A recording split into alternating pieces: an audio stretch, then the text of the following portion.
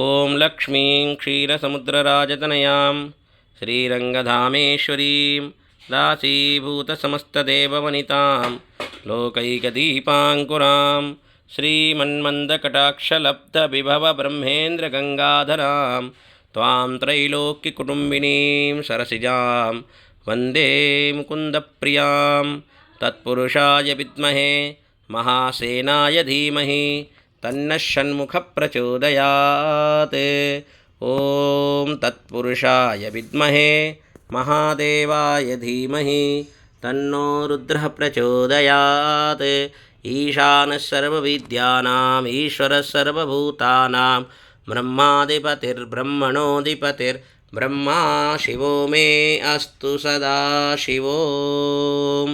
नमो हिरण्यबाहवे हिरण्यवर्णाय हिरण्यरूपाय हिरण्यपतये अम्बिकापतये उमापतये पशुपतये नमो नमः। नमः पार्वतीपतये हर